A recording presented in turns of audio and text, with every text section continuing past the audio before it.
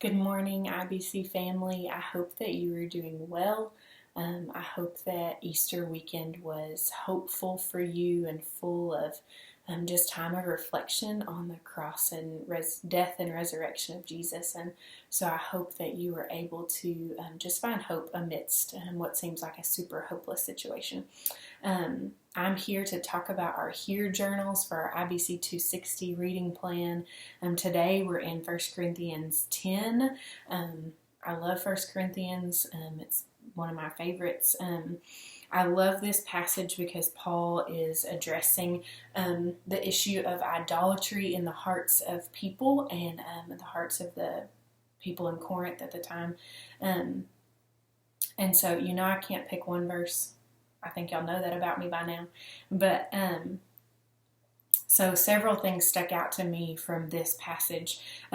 He says twice that things happened, and he's referring to things in the Old Testament happened to be an example for them.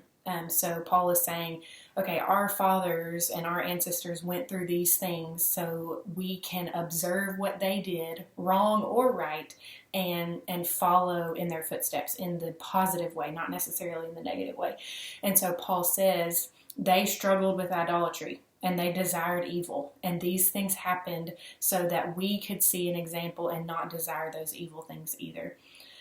And then in verse 12 it says, therefore let anyone who thinks that he stands take heed lest he fall. And then verse 13 talks about the temptation. No temptation has overcome you except what is common to man, but God is faithful and he will not let you be tempted beyond your ability.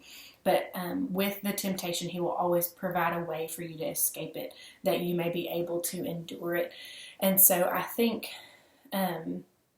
with this whole thought process, Paul is saying there are things that are going to come up in our lives. There are going to be these idols that we could potentially have, but I have given you a way out of that Jesus has given us a way out of that temptation. And so rather than falling into that evil, he wants us to flee from that. He wants us to observe the examples of the people who've gone before us and not desire evil and not follow into their footsteps of seeking after idols. He wants us to seek after Jesus. But God is faithful to provide a way for us out of that temptation. And so Paul is dealing with all kinds of sin in this passage, and he says anybody who thinks that he can stand, he needs to be careful because he's going to be the one that falls. And I think so often it's easy for us to feel like we're not going to mess up. Oh, I can't. That's not going to be me. How could that ever happen to them? When in reality, we are all moments away from making huge mistakes because we're broken and we're sinful people. And left to our own devices, we will choose sin. But thank the Lord for grace and thank the Lord for mercy and thank the Lord that he provides a way out of that for us.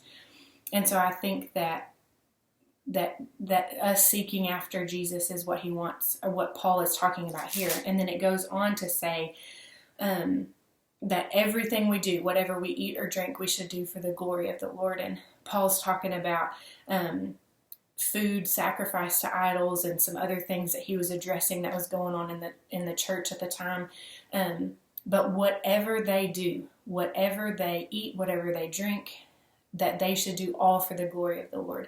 And so ultimately I think that Paul is wanting us to A, seek after Jesus, and B, to flee from idols, and C, to go off the example of those who've gone before us in the good and the bad, to take the good that they've done and follow in that example, and then to not be like them in some of those other ways. And so I'm grateful for Paul. I'm grateful that Jesus gives us grace, and I'm thankful that we are offered a way out of our temptation because Jesus is always there for us, and I'm very thankful for that. So I pray that as you're reading your IBC 260, that you are enriched, that your time with the Lord is good. I pray that you're getting more time at home with the Lord, and I pray that that is meaningful to you. I hope that you have a great day, and I hope that your reading in 1 Corinthians just continues to be enriched. Have a great day. Bye.